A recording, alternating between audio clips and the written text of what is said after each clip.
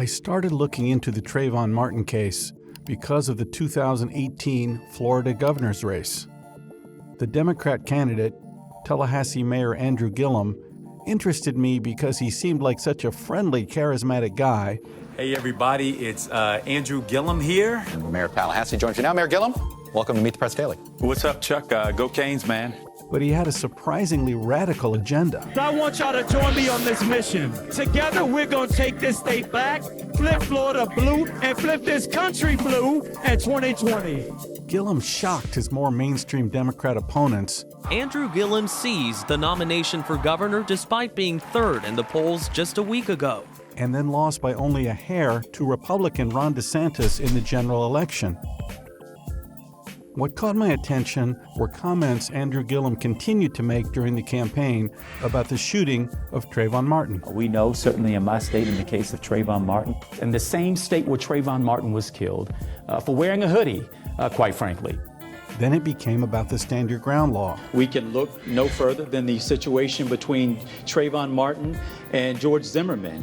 And because of Stand Your Ground laws, he was able to get away with it. I had followed the Zimmerman case closely enough to know that virtually everything Gillum said was wrong. The case had nothing to do with Stand Your Ground and everything to do with traditional self-defense. Mr. Zimmerman has made the statement of self-defense. Until we can establish probable cause to dispute that, we don't have the grounds to arrest him. What, I wondered, was the reason for Gillum to bring up Trayvon Martin so much? Doing some superficial internet research, I saw that Sabrina Fulton, Trayvon's mother, was a big supporter of Gillum. He's got my vote. And the truth is, you know what, I'm black. I've been black all my life. So far as I know, I will die black. How did Gillum's racially charged political narrative work so well? I'm not calling Mr. DeSantis a racist. I'm simply saying the racists believe he's a racist. I started to think maybe it was true that Gillum's improbable run was because of Trayvon Martin. So I started wondering, who was Trayvon Martin really?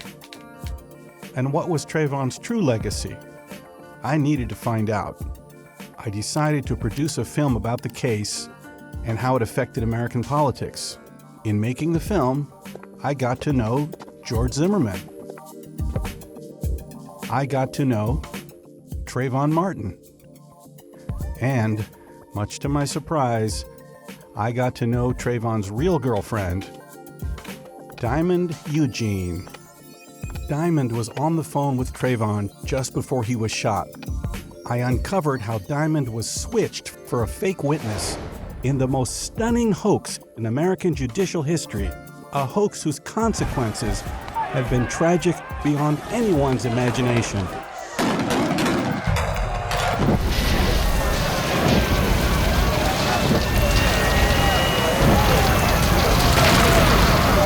I would come to call this the Trayvon Hoax.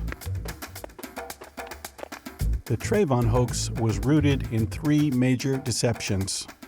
The first was that George Zimmerman was a racist loose cannon. I came to appreciate how deep this deception was when I met George.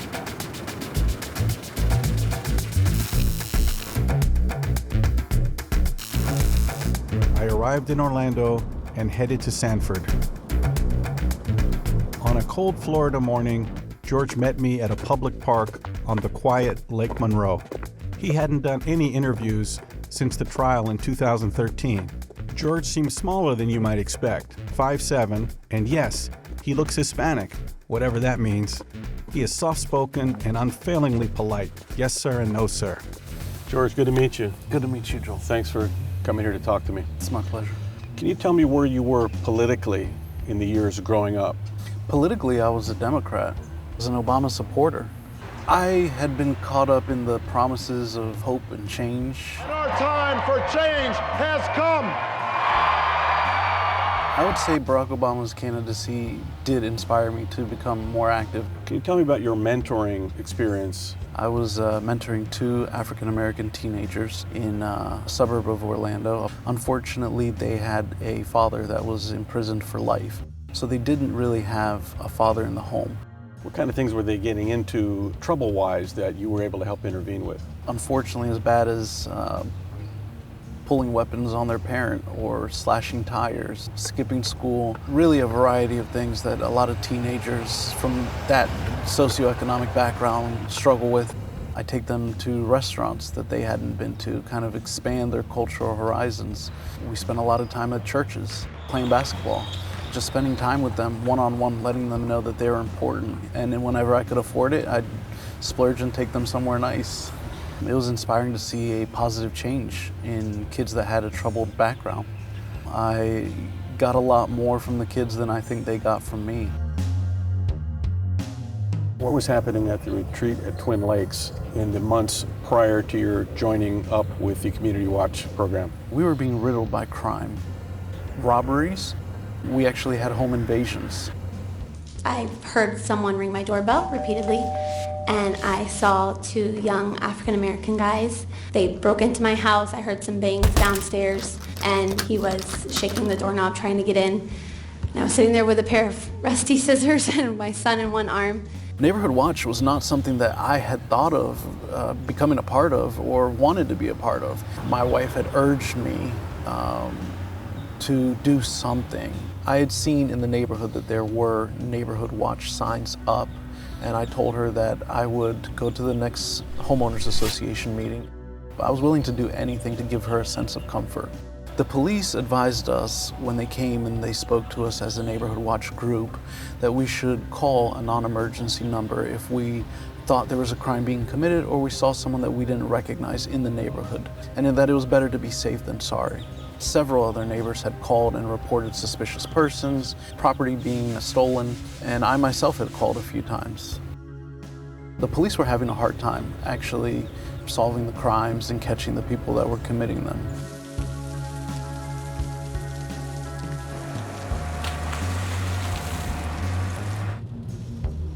Can you describe when you left your house that night and why you stopped your car? I was not on any type of Neighborhood Watch patrol. There was no such thing in the Neighborhood Watch program. I left my house that night simply to go to Target to do my grocery shopping, as I did every Sunday, to prepare my meals for the week. As I was driving out of my neighborhood, I noticed that there was a man who I perceived at that time, in other words, in between the buildings, the rows of the townhouses, in the rain, in the cold, in no particular rush to get out of the rain or the cold. So I decided to do what the Neighborhood Watch program had instructed us to do. We called the non-emergency number. What caused you to leave your car? The reason I left my vehicle was because the non-emergency dispatcher asks me several times which direction did he go in. I felt it was my obligation, if I was going to call and ask for their assistance, that I should be at least able to give them an accurate description of where he had gone. But in fact, I had not seen him from the time I left my vehicle until the altercation. Are you following him? Yeah. Okay, we don't need you to do that. Okay. And when the dispatcher asked you if you're following him, why did you answer yes? I didn't mean that I was actually following him because I never really saw him. I just happened to be walking in the direction where I had last seen him. I never saw Trayvon at all during that time. And I saw headlights near my car. So I decided to walk back to my vehicle, thinking it was the police officer. And then when I got to right about here, he yelled from behind me to the side of me. He said, "Yo, you got a problem?"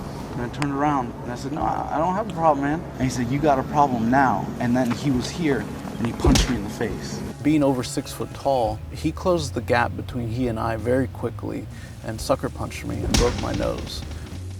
When he broke my nose, I lost my footing. I was disoriented. He pushed me down. Somehow he got on top of me. My head was about halfway onto the concrete and my body was mostly on the grassy area. And he just kept slamming it. He kept pummeling me with punches, decided to beat my head into the concrete sidewalk. I started screaming, "Help, help," as loud as I could. Kept going through my mind is get your head off the pavement. You're gonna lose consciousness. 911, do you need police, fire, medical?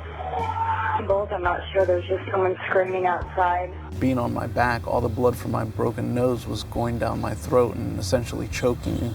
He was also trying to smother me and stop my cries for help while he was in the midst of raining down blows on me.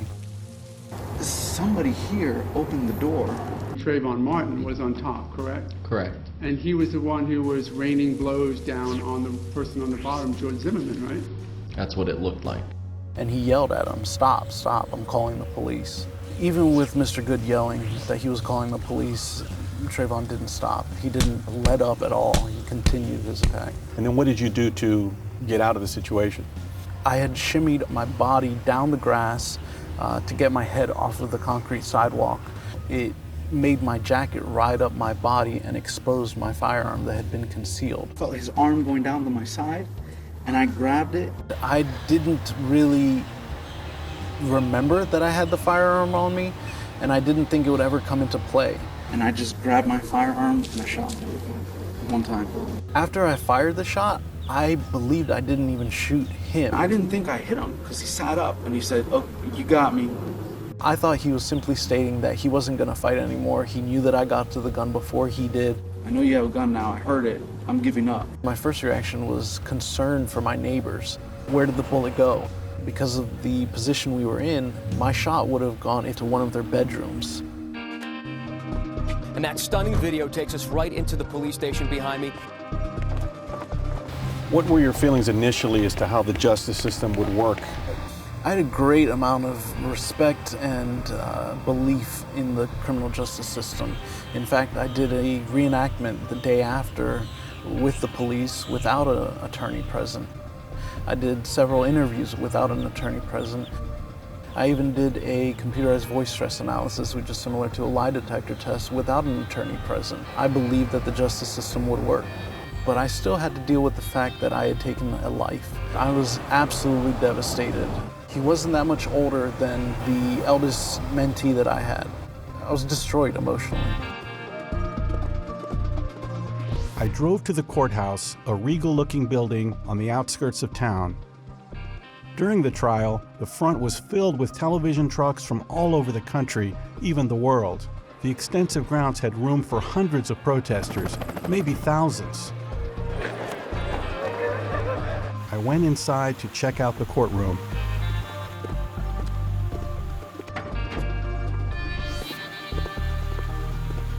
Just came from a tour of the courtroom. The deputies took me inside, and I could see how small it was. Anybody who's speaking in that courtroom, it is so tight in there, you just know if they're telling the truth or not. These proceedings will be the truth, the whole truth, and nothing but the truth to help you God. So, thank you. I saw where Rachel Jontel testified. It's very close to the audience. A letter she sent to Trayvon Martin's mother, describing what she heard. Did you sign it at the bottom? Yes. What name did you use? Diamond Eugene. I'm sorry. Diamond Eugene. Diamond Eugene. The effects of this trial are still being felt throughout the country. It really changed the United States. Can you tell me anything that he might have told you during these final moments that no one knows about? He went face down into the grass, and I heard him say, "Tell Mama Alicia I'm sorry."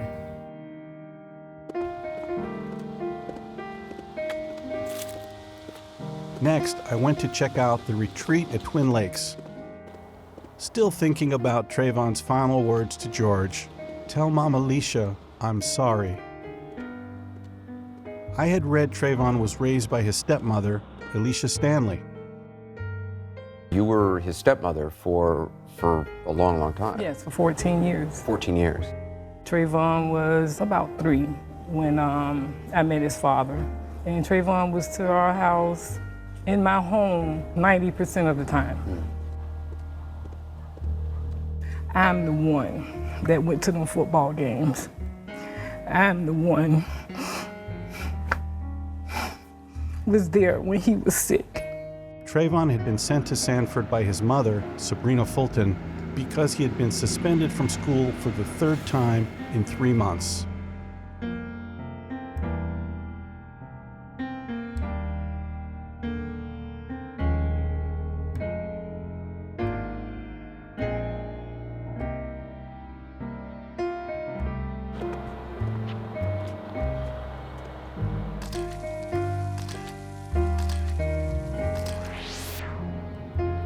not looking forward to this, but I had to come and check it out.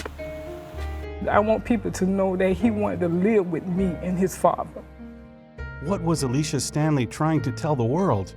Lasagna time. The bread is in the oven. After he saw George, Trayvon could have walked to his father's girlfriend's house in about 20 seconds. Instead, he spent 4 minutes on the phone with his girlfriend and circled back to lash out at George. Why would Trayvon attack someone and refuse to let up?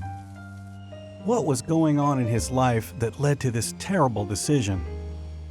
I decided I needed to get to know Trayvon. If the media would not tell Trayvon's real story, maybe Trayvon's own words would.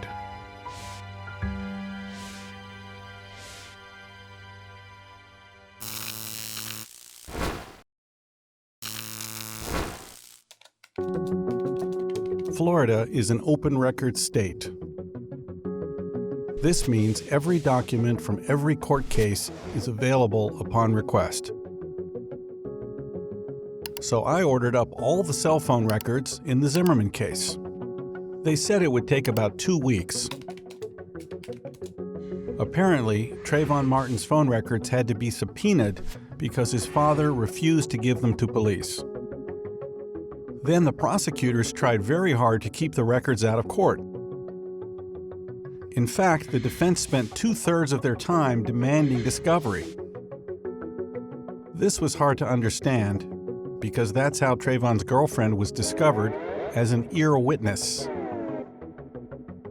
Her testimony that's shown on these phone logs, she completely blows Zimmerman's absurd self-defense claim out of the water. Mr. Martin, on Sunday evening, he had called the young lady. And I had run for it. And then the man, and then he said he lost the law. They were dating. And then the man called, and then Trayvon said the man was following him. You call it puppy love or whatever you want to call it. And Trayvon asked for Trayvon to run. And Trayvon said, they don't run like that. She is a minor child. He's going to walk back on the back. Her parents does not in any way want to reveal her identity. She is a minor. So the father shut off. And I had called him again and he had not answered the phone. We have all the evidence now. It was an incredible discovery. Within 72 hours of finding her, their detective work paid off. Big time. Barack Obama got on board. My main message is to the parents of Trayvon Martin. You know, if I had a son, he'd look like Trayvon. Basketball superstar LeBron James and the NBA were in too. Star player LeBron James writing R.I.P. Trayvon Martin on his shoe. You know, for us to be in the position we're in, we're happy that we're able to shield on a situation that's unjust. And Chicago Congressman Bobby Rush, the former Black Panther leader, helped put the pressure on the House floor. Racial profiling has to stop, Mr. Speaker. The member will... These words. He has shown you, oh God, bless Trayvon Martin's soul. He was a black man wearing a hoodie in a white neighborhood, shot in the head. Black youth were organized and mobilized into student walkouts to protest. The phone witness had contradicted all the other evidence and ignited the public. Justice denied! Justice denied! Here to demand that the state attorney charge this homeowners association loose cannon with murder. And it is the search for justice for Trayvon that has brought us to this moment. Soon enough, a special prosecutor was assigned and George Zimmerman was arrested. Today, we filed an information charging George Zimmerman with murder in the second degree. The prosecutor did not make a decision based on public pressure. Let me emphasize that we do not prosecute by public pressure or by petition. I want to especially thank Mr. Crump. The cell phone document finally arrived.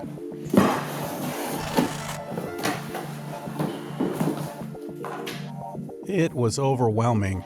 750 pages, including over 1,500 contacts, almost 3,000 text messages, and 3,000 photos.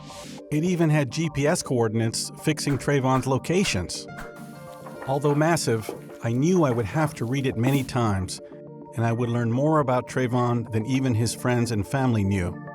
My first challenge, though, was to learn some urban English, starting with the word Nigga. Used repeatedly, it carried no stigma and simply meant dude.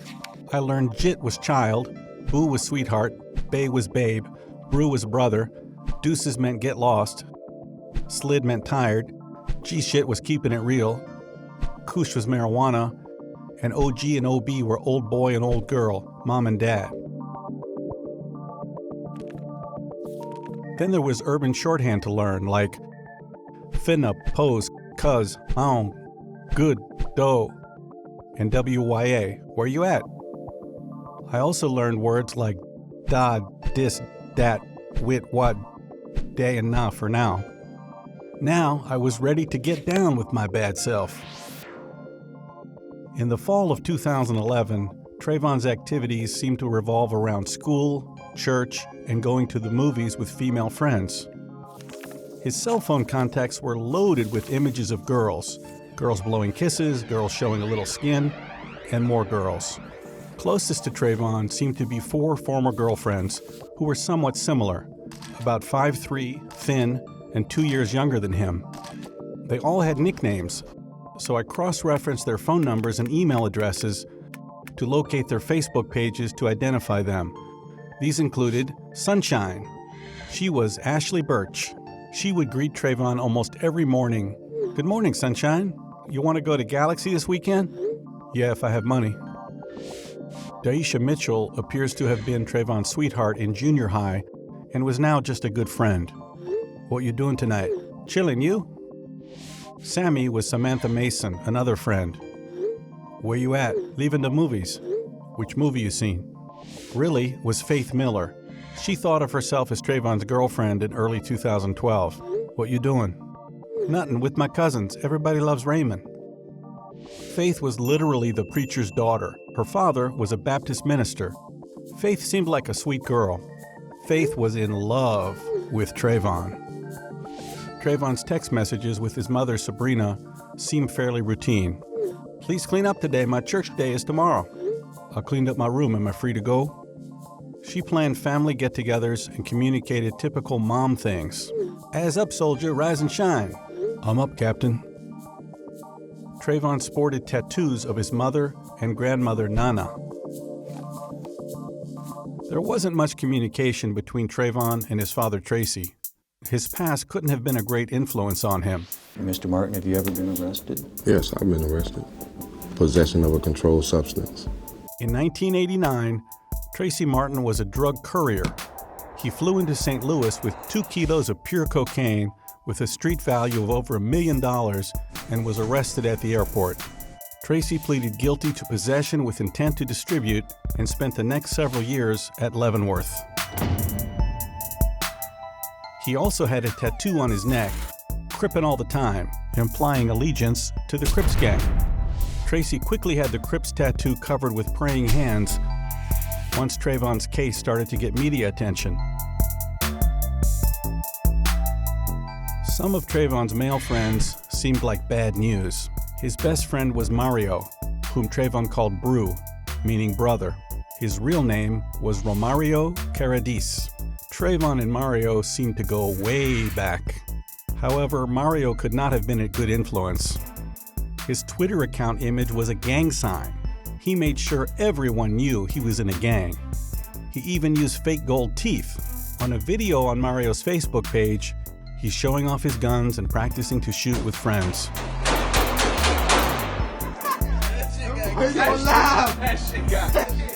Hey, hold on, grab that shit up. He shot at targets of people. The Miami gang culture was very big and plenty of trouble, and it was all around them.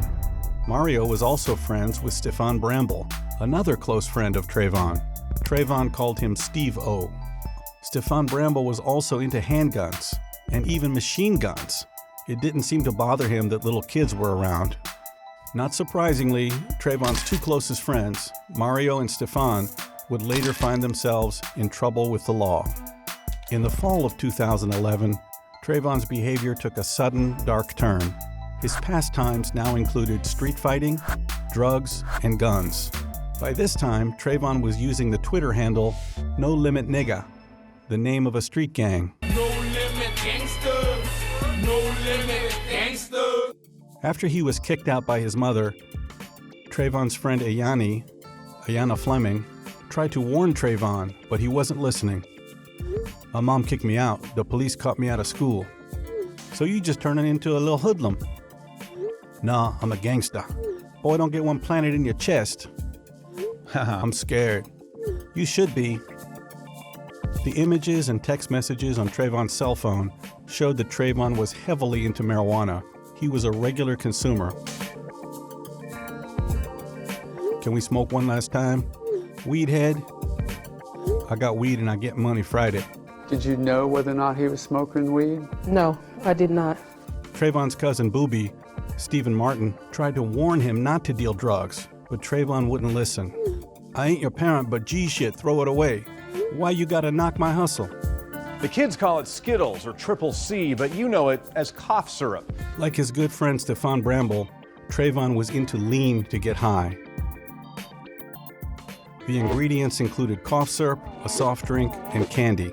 Cough medicine contains dextromethorphan, a dangerous hallucinogenic. Trayvon was trying to score codeine from his friend Mackenzie Bakash. You know, a connect for codeine. I had it before. Just use Robitussin and soda to make some fire-ass lean. Codeine is a higher dose of DXM. A week before his death, his text messages showed that guns and gun dealing were coming into play for Trayvon. Dario was Darius Morrow. On Facebook, he went by D Stacks. You got heat? I got a bill right now for some fi. A bill was $100, and fi meant firearms. Quay was Trayvon's cousin, Ronquavius Fulton. Money on my mind, constant with this grind. He was in on the gun dealing too.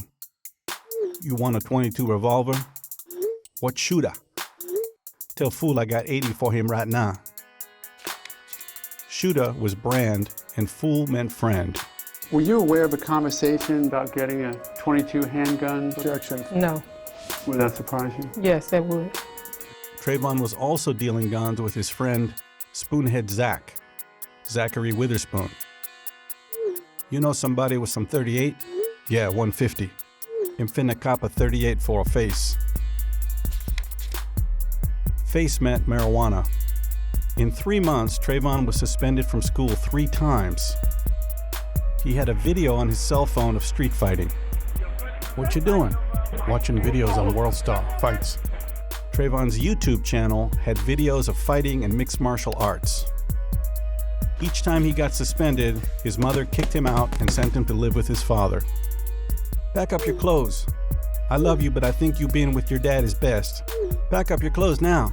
You never knew that he was being considered for expulsion? No, I did not. This is the first time I've ever heard of that. Trayvon's friends were concerned. Why you always fighting, man? You got suspended? I lost the first round, but won the second and third. You ain't tell me you swung on a bus driver. I was watching a fight, and a teacher say I hit him. Stop. You ain't gonna be satisfied till you get suspended again, huh? My mom just told me I gotta move. You had a fight this year? Damn, bro, I got kicked out. You fighting? Suspended, fighting. What you fighting for? That nigga snitched on me. The Urban Dictionary defines snitches as motherfuckers who gets their ass beat up. He ain't bleed enough for me, only his nose. This text exchange sounded too familiar. He had marijuana in his system. I had to wonder if Trayvon thought George was snitching on him for smoking pot. The Zimmerman and Trayvon deceptions would pale in comparison to the greatest deception of them all. Did he have a girlfriend back then before he passed? No. With only 5 days to live, Trayvon was back on the bus to Orlando, texting with his girlfriend, Diamond. Often, their texts were highly sexual. Just got back on the bus. Shit, bae, I missed some sex. You should have been on the bus. Diamond loved to ride. This dick is yours. That you tell me, you should know. Diamond, the girl who stole Trayvon's heart, was different than the others. She was a badass, boastful, confident, and overtly sexual. I am gorgeous, fabulous, sexy, and who will always hate on this Diamond, because they want what I got.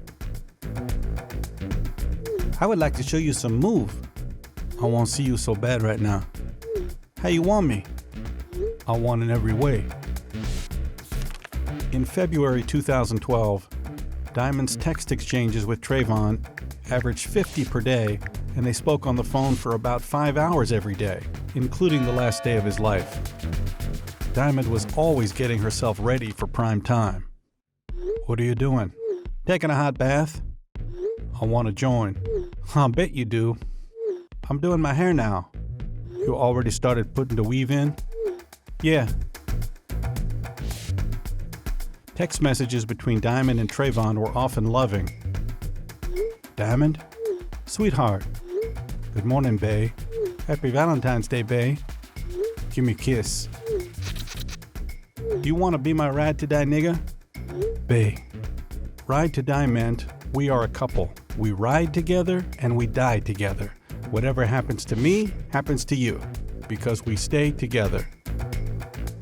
After obsessively rereading Trayvon's text messages about 100 times, as I set out to do, I had come to know Trayvon.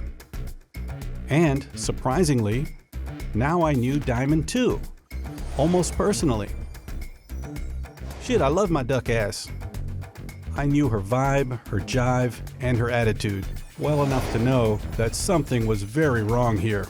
Diamond was attractive, highly sexualized, and self-confident in the extreme. Rachel Gentel was none of this. Did Trayvon really beg to jump into a bathtub with Rachel? Yet Rachel was the girl we all saw at the trial claiming to be Diamond. My name was a lie. That's a name that you made up? That's my nickname. But your last name isn't Eugene. That's my mother. Trayvon's girlfriends were all short, thin, and younger than him.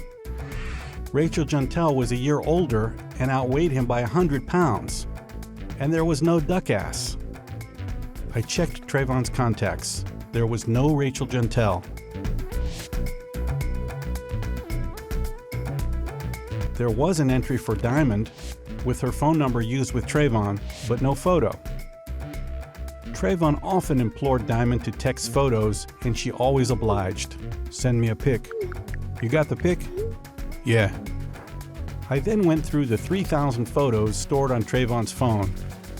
Yet there was no picture of Rachel Gentel, who was unmistakable. Then I recalled Trayvon often called Diamond Bae, for babe. Morning, Bae. Be safe, Bae. Hey, Bae. I just got home, Bae. Sure enough, there was a contact for Bae right next to the phone number used by Diamond. However, the photo of Bae was not Rachel Gentel. Even though Bae wore a long weave and a ton of light makeup, no sighted person could possibly confuse her with Rachel Gentel. How could the state of Florida prosecutors not have seen this? The young lady completely connects the dots. I quickly downloaded Benjamin Crump's 20-minute phone call with Diamond. That interview was 3 weeks after Trayvon was killed on March 19, 2012. Then I downloaded the recording of Rachel Gentel's deposition with prosecutor Bernie De La Rionda from exactly 2 weeks later on April 2nd. I selected similar phrases from each interview and compared them, listening over and over. What you doing around here?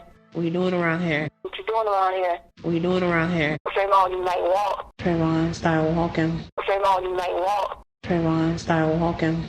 Their voices shared little. The tone, inflection, syntax, rhythm, and accents didn't match. When you was walking out the store. When you leaving the store. When you was walking out the store. When you leaving the store. Okay, run to your house. I told him to run to the house. Okay, run to your house. I told him to run to the house. Diamond spoke fluidly and with confidence. The terminology was different too. Is his headset like still? Because the headphone, he might got off. If his headset like fell. If the headphone, he might have got off. Even the stories were different. It started raining hard. It was not raining. It started raining hard. It was not raining. Next, I decided to listen to Rachel Gentel's April 2nd deposition. At 6 p.m. that day, Sabrina guided the police to Diamond's house. She knew the address because she had driven the real Diamond home from her house 2 weeks earlier. However, when they arrived at the redacted address, they were sent to a different house where, who showed up at the door but Rachel Gentel? I wanted to know the redacted address and put in a request for the original document. I was guessing the first address was where the real Diamond lived. Could you state your name for the record, please? Rachel Gentel. She is a 16-year-old teenager. How old are you now? 18. Prosecutors had to subpoena Diamond's phone records because she refused to provide them. Is that phone number under your name or under somebody else's name? It should be now under my name. T-Mobile. Okay. In fact, the cell phone account was Simple Mobile and was prepaid with no identifying information. It was probably transferred to Rachel that day. Did you consider yourselves dating? No. Were you kind of his girlfriend or just kind of you guys? Okay, you're getting there. That day, February 26th, did Trayvon send you any text messages? In fact, they exchanged 32 text messages that day. Did Trayvon ever say the guy's coming at me is going to hit me? Yeah. Did he ever say the guy got out of the car? You want that too? By now, it was obvious that Rachel Gentel was just making things up as she went. At the end of the interview, she actually tries to tell the prosecutor she's lying, but he doesn't get it. I got guilt. You got guilt? Why do you feel guilt? Real guilty. Huh? Real guilty.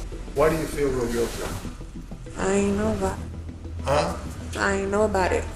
Rachel did not know about it because she was not Diamond. Dramatic testimony emerging late this afternoon in George Zimmerman's murder trial.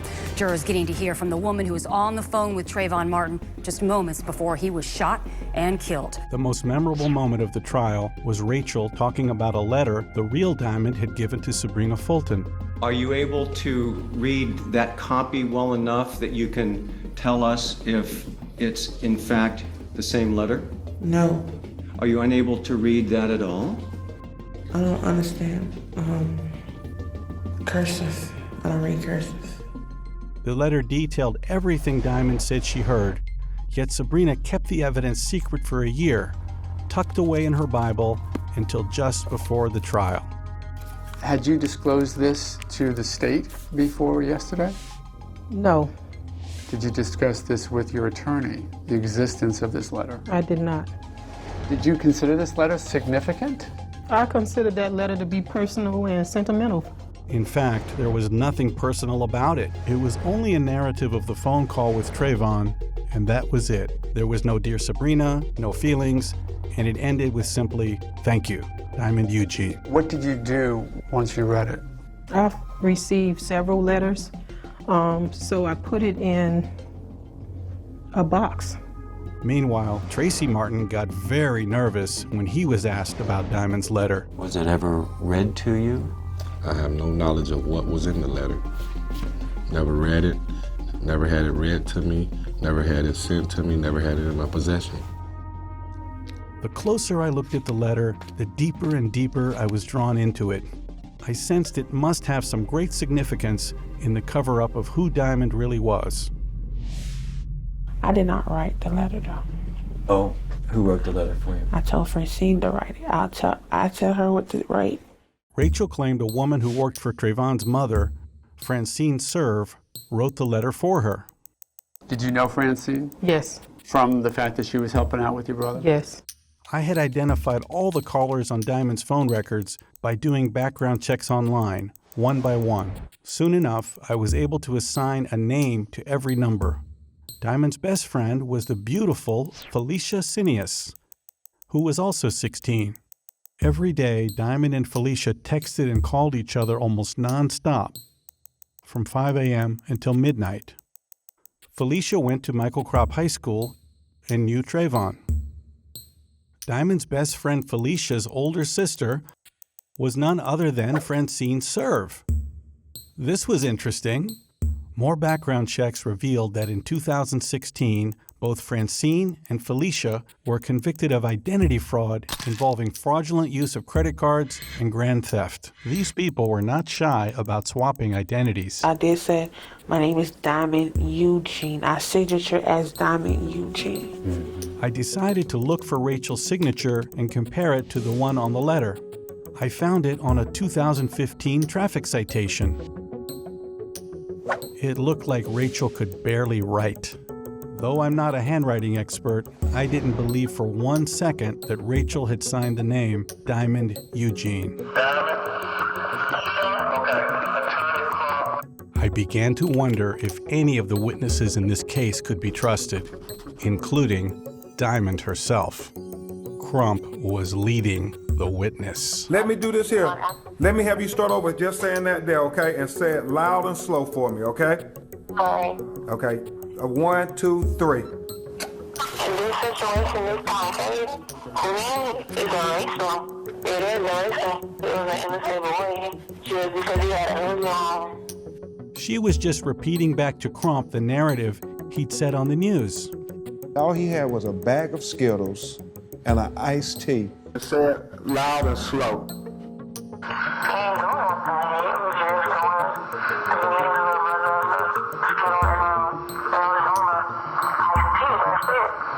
Even worse, whatever Crump said, Diamond simply agreed with him. Did Trayvon sound scared? Yeah. Did Trayvon sound normal throughout the whole day since you had talked to him? Yeah. Yeah, he sounded happy. I had to laugh. Diamond knew Trayvon was not happy that day because of Diamond. You said I'm a waste of your time. It what it is, you really hurt a nigga feelings. It whatever, you done with me? Nigga, go fuck a hoe.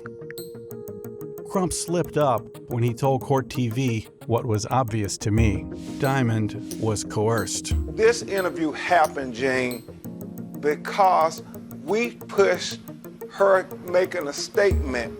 For 3 weeks, Diamond was hammered by calls and texts from Trayvon's 2 best friends, Mario and Stefan Bramble. The tag team pressured Diamond with 3-way calls with Felicia, too. By the 3rd week, Diamond caved in. How did you locate witness number 8? Mr. Martin got his phone bill, and he saw the last person that was on the phone, and it was this witness. Only the media could fall for Crump's story of discovering Diamond. 1, 2, 3. Out of the blue on March 18. Diamond had a lot going on in March 2012. Some calls seemed routine, like fast food. Diamond loved Pizza Hut and Chinese food. She was also concerned about skincare. There were regular calls to financial institutions, a little suspicious for someone too young to have a credit card and calling from an untraceable prepaid phone. There were 21 texts and 6 phone calls with Trayvon's mom, Sabrina Fulton. Good morning, Matt. Hey, good morning, Robin. We've been following this story for a few weeks now. There were 74 texts and 4 phone calls between Diamond and ABC News correspondent Matt Gutman, including calls late at night and early in the morning. There were also regular calls between Diamond and Rachel Gentile, and a call to Benjamin Crump on March 31st, just before Rachel's deposition. Clearing my head after weeks of research, I realized I had just uncovered the most flagrant judicial fraud in modern times. But even with all the phone records, I still could not identify Diamond. Maybe it wasn't accidental. There were over 100 texts missing. Why did Diamond have to be forced to come forward? Why was Rachel Gentile substituted as a fake witness? And who knew?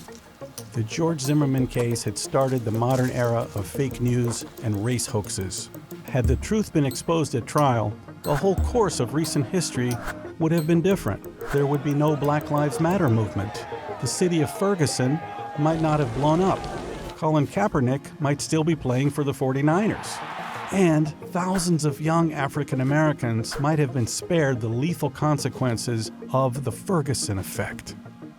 But to tell this story, I had to find Diamond. I needed to know the backstory.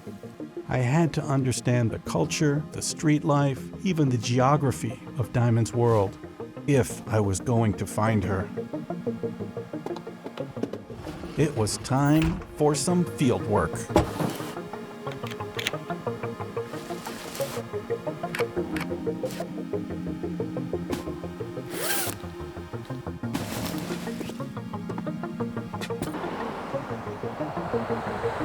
And there was only one place to go.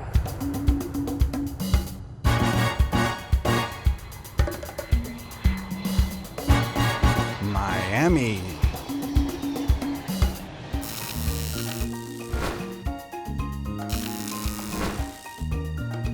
Arriving in Miami on a cool, overcast day, I headed for the side of town that is on no tourist map, the East Side. And I'm going to hit a lot of houses where people live, really understand all the people that I've been studying for so long by looking at their neighborhoods, their schools. They all lived in a roughly 4 square mile patch of Miramar, Miami Gardens, and Opa-locka. I wanted to get a sense of the geography and also the lifestyle. The streets were flat, linear, and easy to follow. It would be hard to get lost. The main streets were lined with strip malls. The side streets with old Florida houses. Detached, pleasant, each with yards and lots of greenery. No one's idea of a ghetto. The destination is on your left. We reached the house of Sunshine, Ashley Birch.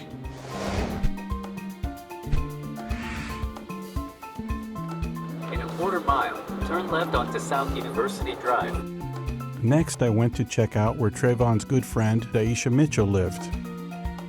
I started to get the sense that these girls all lived in pretty decent homes. In a quarter mile, the destination is on your left. This is where Faith Miller lived, good Christian girl, father's a preacher and a lawyer.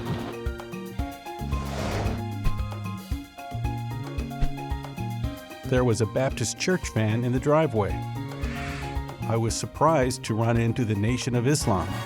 You know, we're trying to reduce some of this crime in the community. Y'all like to help us out? You go. I appreciate you, my brother. Thank you.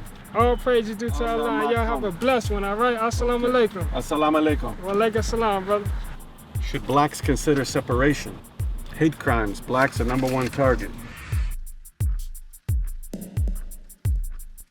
Right now we're going to the house of Felicia Cineas, the best friend, where they sent hundreds of texts to each other. This is Felicia's house.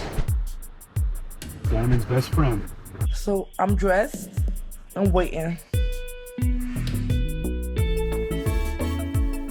This is the house where Trayvon lived for 12 years with Mom Alicia. Hey! Say hey, everybody! Then the destination is on your left. This is the house where Trayvon lived part-time with his mother, Sabrina. Going to Miami Beach to check out Matt Gutman's condo, the ABC News reporter.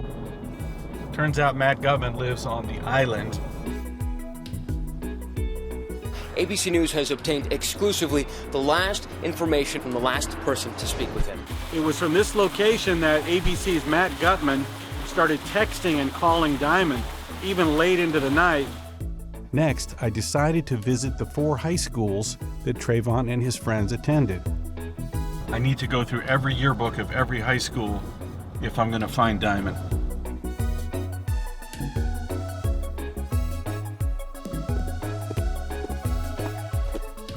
I was able to walk right into the administrative offices and buy a yearbook.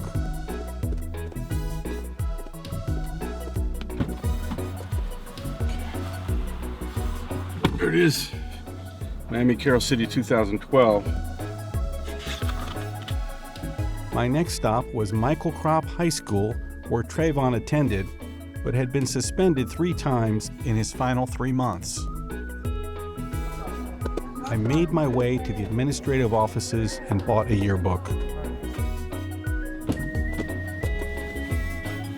Got it, Michael Crop yearbook. I wondered if Diamond was somewhere in these pages. Big yearbook. Turn right onto Northwest 12th Avenue. Going over to Miami Norland Senior High School. This is where Rachel Jantel at one time was in high school. Gonna go see if I can get a yearbook and learn something and take a look around the school. Turn left, then your destination will be on the right. Here, I was hoping to get more information on Rachel Jantel as well.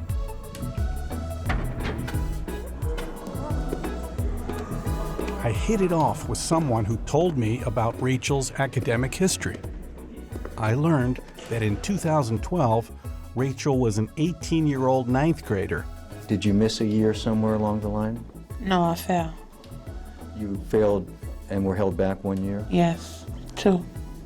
Also, I learned that Rachel was in the Exceptional Student Education Program, designed for students with learning disabilities, among other problems. I got like 100 tardies.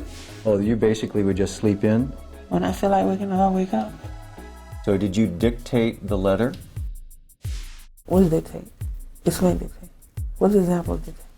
Another person writes down what's being said. I will get confused. I don't even know what I remember. You're having trouble with remembering the details? Yeah. According to the Washington Post, Rachel was reading at a 4th grade level at the time of the trial. Looking back, I doubt Rachel could read at all. I began to wonder whether Rachel's limitations had made her an easy target for those with their own agendas. I had learned a hell of a lot from my brief visit to Miami Norland.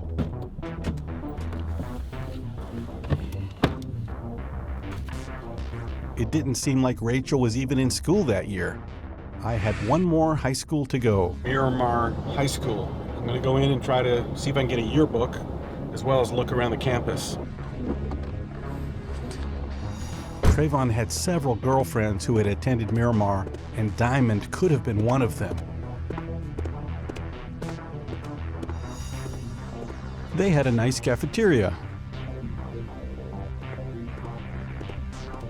Diamond baby, I hope you're in here.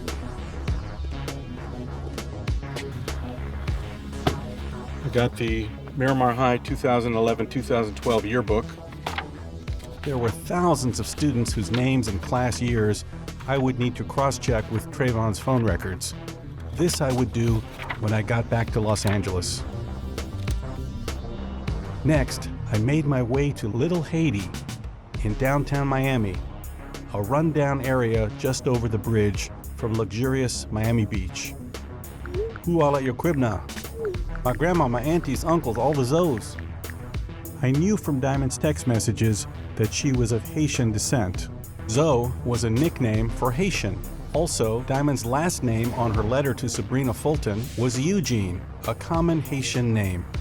I thought maybe a voodoo priestess could help me find Diamond, so I tried to call in advance. J'ai besoin de parler avec le voodoo priestess. C'est toi? Diamond Eugene. Oui. Oh là là, moi je ne peux pas dire travail là. You speak French? Oui, je parle un peu de français, mais lentement. Je commence à chercher le voodoo priestess. Merci. Qu'est-ce qui se passe là? Qu'est-ce qui se passe? Vous êtes police? Non, je ne suis pas police. That didn't exactly work out. It was great to be in Little Haiti. So busy and so colorful. There was Creole music blasting everywhere. It looked like there were no tourists. It would be just me and Haitians. This is what it must be like in Haiti.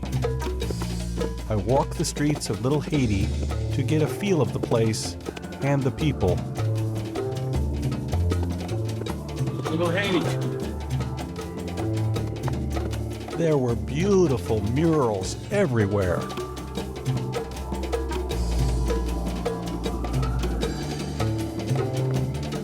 And there it was, right before my eyes. There was Diamond in a mural welcoming me to Little Haiti. This was a good sign if there ever was one. Now, I just had to find the voodoo priestess. Where can I find a voodoo priestess? I know there's one down there.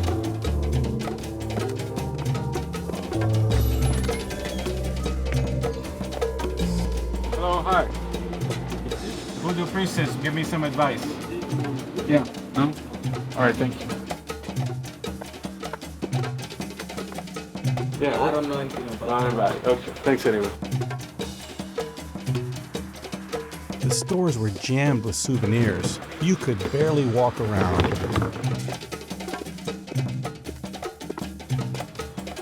Do we have a priestess here? What is that? They give you like advice. No? Okay, thanks anyway. I thought, maybe if I buy something, people will tell me where to find a priestess. I chose a Haitian spice grinder. Comment t'appelles-tu? Marianne. Marianne, je m'appelle Joel. Oh, Joël. Enchanté. Tu es très sympathique. Je cherche une femme haïtienne. Elle s'appelle Diamond. Diamond. Oui, elle s'appelle Diamond. Tu ne connais pas? Le nom de famille, c'est Eugene. Oh, Eugene. Eugene. Tu ne la connais pas? Non. Ok. Au revoir, mes amis. No one seemed to know a voodoo priestess or Diamond. You need Haitian blanket? C'est juste 25. Do they have a priestess in Little Haiti? Priestess? Are you one? No. No? Tu connais Diamond? Diamond Eugene. I know Diamond. I don't know nobody's son. Tu prends ce chapeau et aussi blanket. Okay. No, I think I go to Houston 59. 2nd Avenue 59. 2nd and 59? Uh-huh. Maybe they can help me find Diamond. Yeah, maybe they still have. I hope so. I'm looking for her. Merci. Okay. À tout à l'heure.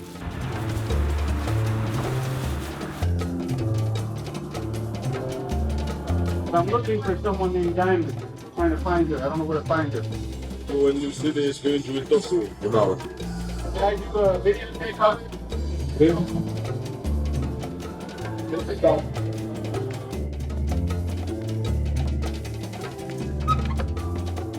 would like to find her? I need to find her. I need to find Diamond.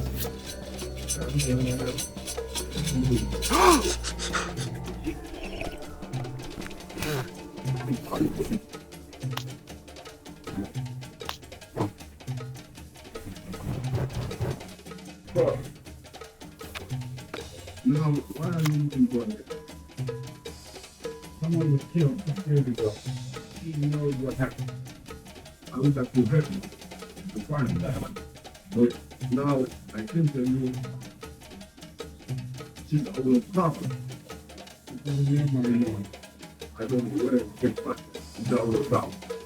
One day, you'll find her. Is Diamond a good person or is Diamond not such a good person? Diamond, he is not good, you know? Well, I see. I don't know what I do. Can you show me the card that says she did bad? It's not it. What? No? That means she's no good. She's no good. She doesn't have a good heart.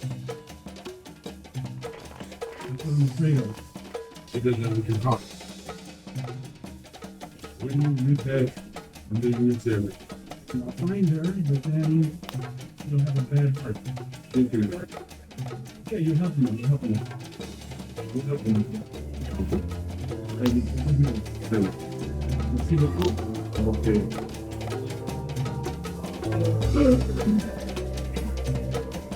The voodoo priest's words were chilling. Diamond had a bad heart. With that on my mind, I drove to Miami Gardens. Andrew Gillum. Andrew Gillum for governor. He said it all started with Trayvon Martin. There was the vestige of Gillum's campaign for governor, all about race. It was an historic election, an appeal to skin color.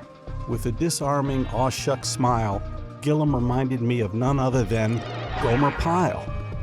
That's why Andrew Gillum was trained by leftists in San Francisco. They knew the socialist message would work if the messenger is super friendly and looks like the people he is selling to. Next, I visited Antioch Missionary Baptist Church. The deeply Christ-centered house of God was attended by Sabrina Fulton, and it's where the funeral service for Trayvon was held. Despite the shabby neighborhood, the church was doing well enough to afford a major construction project that would include an elementary school. We are building for His glory.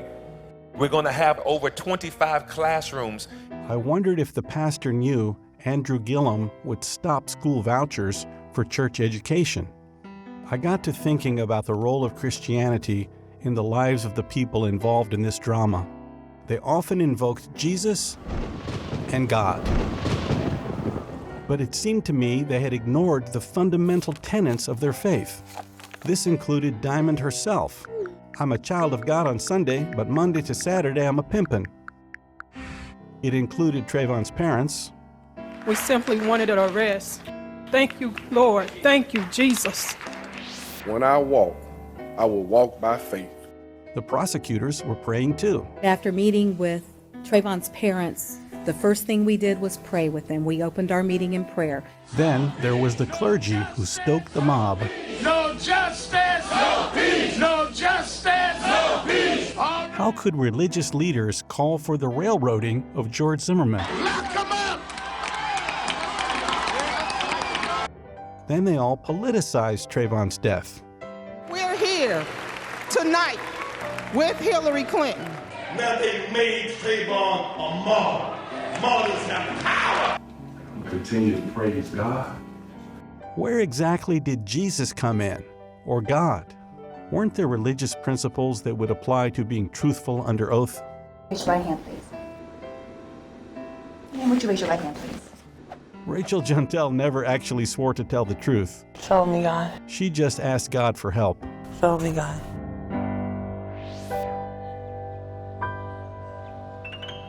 I'm here in Miramar at Diamond Girl Beauty Supply. I couldn't resist stopping at Diamond Girl Beauty Supply. I knew that Diamond was big on wearing weaves. In her photo, she had a weave or a wig. I figured if I learned all about weaves and wigs, it would help me identify Diamond in the yearbooks. But then I realized these weren't hairpieces. These were disguises. It was overwhelming. I thought I had a lot of potential in a weave, but then I realized I just looked like Sideshow Bob. These are wigs back here, but if you wanted to get weave to do your own, it would be like the hair on the wall. Like, let's say you want to. Oh, that's for the weaves. But how much of this do I need to create a full wig? 2 to 3 packs. 2 to 3 packs? Is that a rainbow? Yeah. I like that. So that's one with the bangs, like that, with the bangs. Now I knew a lot about weaves. I was ready. I had learned a lot in Miami. The visit gave me a much clearer sense of Trayvon and Diamond's world. And thanks to the voodoo priest, I now had a glimpse into the soul of the elusive Diamond. I headed back to Los Angeles to find her.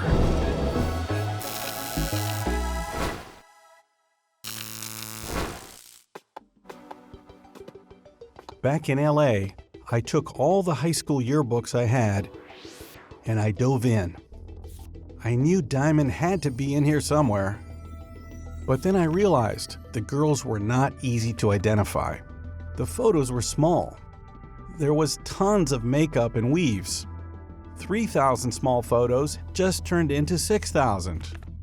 This was going to be a lot more difficult than I had imagined. I decided to first look at all the girls named Diamond. I counted 15 diamonds in the yearbooks.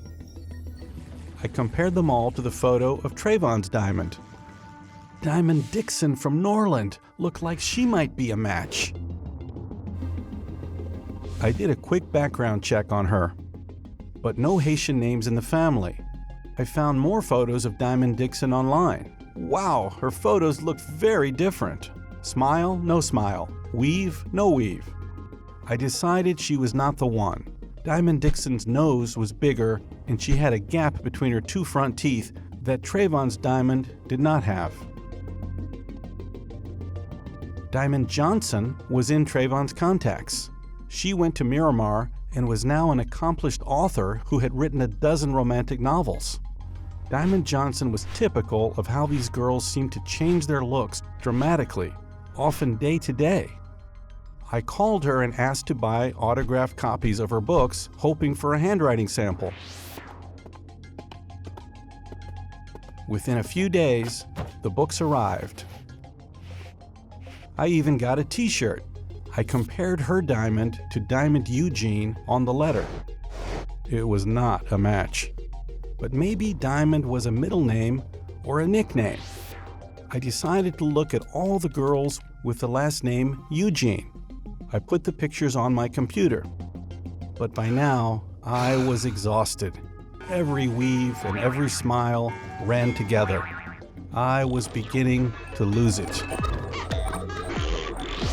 With no Eugene match, I went to sleep that night even more depressed. On too many nights, I would dream of finding Diamond and then losing Diamond. Then, on one sleepless night, at 3 a.m., it hit me. The photos of Diamond on Trayvon's cell phone should have the same timestamps as the text messages. I shot out of bed and found the times Diamond had sent Trayvon photos. Lil' Cuz JJ. Diamond sent Trayvon the same photo of her cousin twice in a row at 4:52 on February 19. There she was, Diamond's cousin. Next, Diamond sent a photo of herself. There was Diamond. At first, Trayvon thought it was the cousin, though. Diamond shot back. "That me, you ass. You don't know how your chick look?" On February 20, Diamond sent Trayvon more photos. "Just from my bae, 'cause he had a bad day. My two little friends will make smile." There was Diamond again. Another photo that day, Trayvon labeled February 20 with hearts. Trayvon was in love. Diamond's photos all looked slightly different, but I was used to this by now. Now it was back to the yearbooks to finally identify Diamond.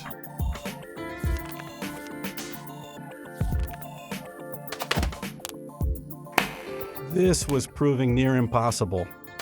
There were thousands of weaves, wigs, makeup. It was endless. I decided to start with the diamonds again.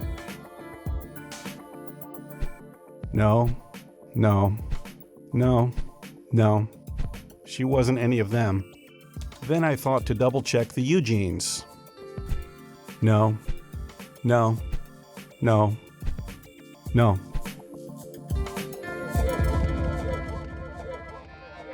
Yes! I found her! I found Diamond! Finally! Diamond was Brittany Eugene, a sophomore at Miramar High School. It was unmistakable.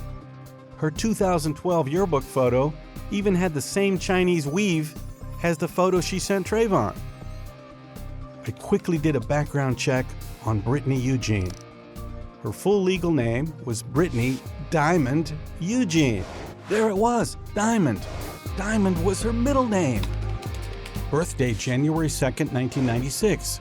She was 16 years old at the time. She is a 16-year-old teenager. Next, I looked online for traffic citations, hoping to find Diamond's signature. Brittany Diamond Eugene. She had a lot. Broward County, Madison County, Columbia County. A signed document. Bingo!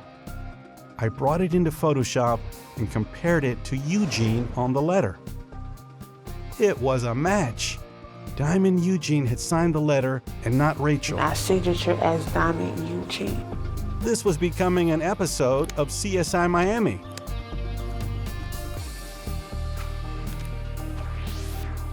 Luckily enough, the unredacted document I had requested with Diamond's address arrived. I was so excited. Diamond's address was 2648 Flamingo Drive in Miramar. That was Brittany Diamond Eugene's address. 2648 Flamingo Drive. On April 2nd, 2012, Sabrina directed detectives to Diamond's house to interview her, 2648 Flamingo Drive. But when they arrived, the detectives were sent to a different address.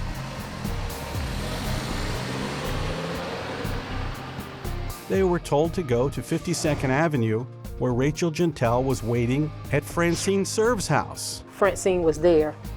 I knocked on the door, and Francine was there. Francine, of course, was the older sister of Diamond's best friend, Felicia. Wow! You never spoke with Francine about the connection? Of how she knew Diamond? Yeah. I don't understand. Why didn't the cops just pull up the list of residents at 2648 Flamingo Drive, just like I did? Back to the photos. I had to laugh. At her deposition, Rachel was wearing a Chinese weave identical to Diamond's, but it didn't fit, and Rachel looked nothing like the sexy Diamond. How many people knew about this deception? Next, I set out to learn everything I could about Diamond. I Googled Brittany Diamond Eugene. Her Instagram page came up. Over 4,200 followers. God first, fashion second. I hit a motherload of photos of the beautiful Diamond. 10 different looks and my looks all kill. More like 100 different looks. She was like a master of disguise. For her 21st birthday, Diamond was wearing a white diamond embroidered dress. She wrote, "On January 2nd, God created Diamond." This was the boastful Diamond that I knew. Everything that Diamond put on Instagram began with a post that was totally self-absorbed. "Remember this face, 'cause I'm that girl you're gonna lose to. Always me, never you. Betting on me is the right risk. Maybe I'm not your speed. Maybe I'm out of your league." There was still a lot more to learn. Diamond had attended Broward College. "Got my associate's degree today." And then she transferred to Florida State University to study criminal justice. Oh, the irony. Top 2 and I'm not 2.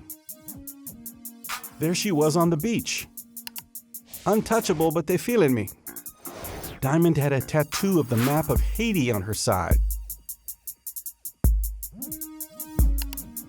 Diamond loved to remind everyone she was above all the rest. Every thick girl needs a skinny friend. It's me, I'm the skinny friend. Diamond was a model in a dance group. Next, I found Diamond's Facebook page. It looked like everything had been deleted except for 2 posts. Love yourself. I knew that narcissists suffered from a lack of self-worth. They also tended to be very boastful. Her next post was, "Already feeling another bitch. Just make sure the hoe better than me." Next, I found Diamond's mother's Facebook. Her name was Ileana Eugene. She had lived with Diamond at Flamingo Drive. Ileana had been arrested for obstructing justice, giving false information to police, and using false identification. Changing identities was apparently all the rage in Diamond's world. On her Facebook page, Ileana had a great photo of Diamond from back in 2012 with the caption, "Princess Brittany always in front of a mirror. My baby knows she's pretty." Whoa, now I had to compare photos again. Did Diamond get a nose job? Was Diamond trying to avoid being recognized in case someone like myself investigated one day? From there, I found another Facebook page for Diamond under the alias Tiffany Eugene. There she was, the queen. She was a heartbreaker, and she knew it. I even managed to find a link to Lil Cuz JJ. Her name was Alexis Jaquette, a very close cousin of Diamond, who also went to Miramar High School.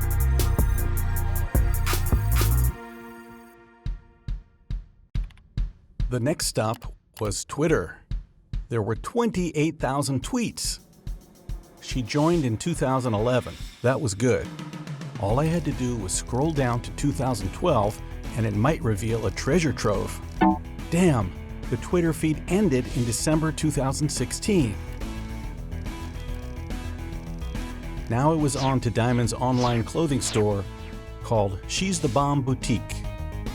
Diamond, of course, was the model. She was selling sexy outfits, showing off her gorgeous self. I thought the best way to meet Diamond would be as a customer.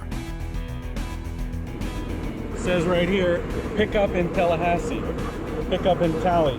So I bought a lot of her dresses online and went to pick them up.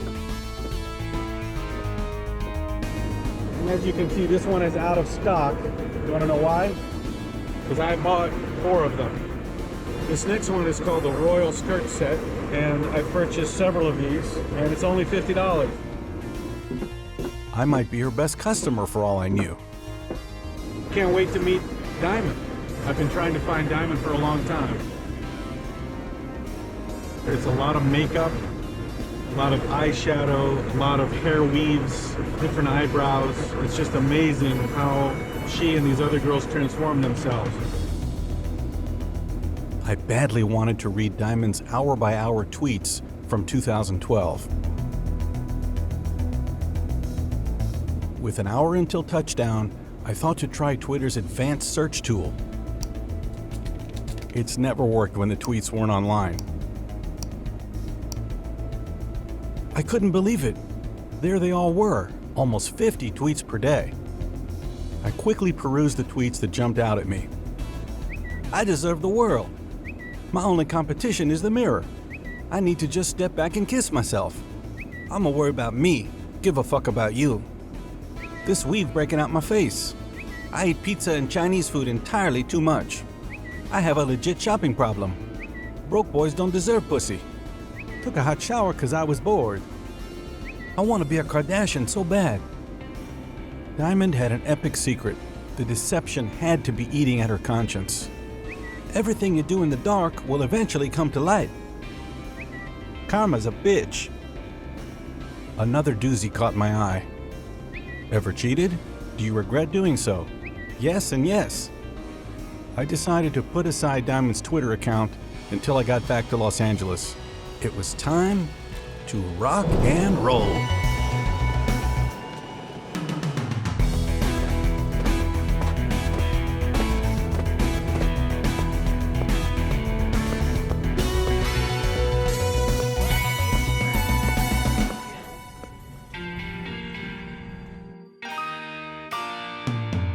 With the rest of the day to look around Tallahassee, I headed to the downtown area. Located on Florida's Panhandle, Tallahassee has the look and feel of a small southern town. It was an un-Florida-like 45 degrees. My first stop was the state capitol building. Across the street was the Florida Supreme Court. Ah, the halls of justice. I would go check it out. Given that Diamond was a criminal justice student, I decided to pile on the irony by bringing Diamond a gift, a 16-inch bronze statue of Lady Justice.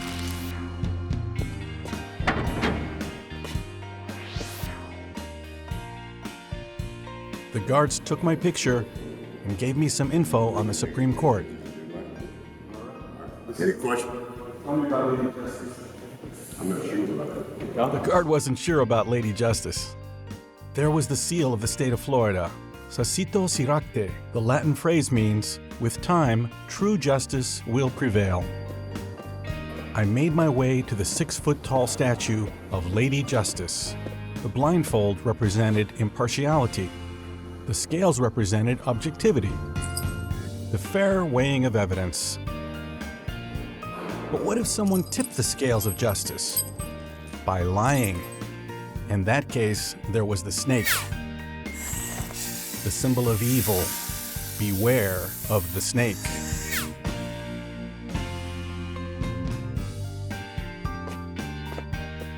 Then I walked into the Florida Supreme Court chambers. I had learned in high school civics class that the courts were the great equalizer. But of course, justice depended on people being honest. How could there be justice if witnesses pretend to be someone else and the system fails to recognize it?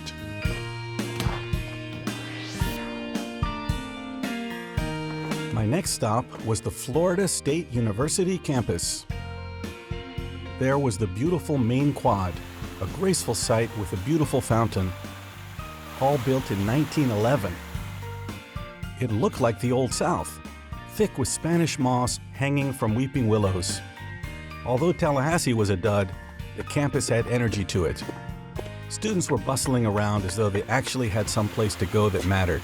Here at the Florida State University College of Criminology and Criminal Justice. Oh, the irony. Oh, the irony. I'm gonna go check it out. Criminal justice, of course, was Diamond's field of study.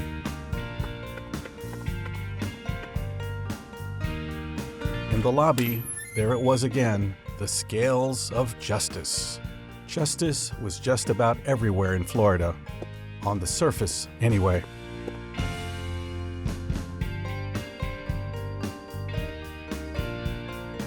Diamond had agreed to deliver my order to the Holiday Inn the next day. The location was ideal. They even had a posted sign for videotaping.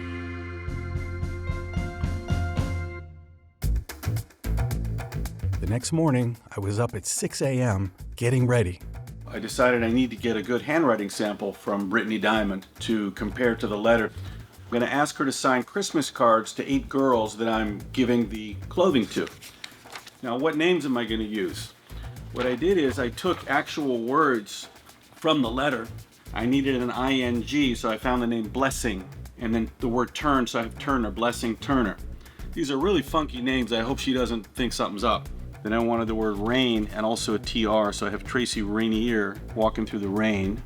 Constance Treelock, which is a really weird name. The man was getting closer, so I made Teresa Closerman. This should really help us do a handwriting analysis with a professional handwriting expert, and I just hope the names aren't so strange that she starts to wonder like what's going on here. But I think it's a really unique way to be able to compare exact handwriting samples. Here we go. Finally, I was going to meet Diamond. I admit to being a little angry with her, but at this point, I was more curious than angry. The early start allowed me to stake out a corner of the hotel lobby. I set up my camera in plain sight. I was waiting with great anticipation. Diamond was about to transform from a cyber ghost into a real live person. Diamond was running late for the 9 a.m. meeting. Hi, my GPS says I'll be there at 9:13 a.m.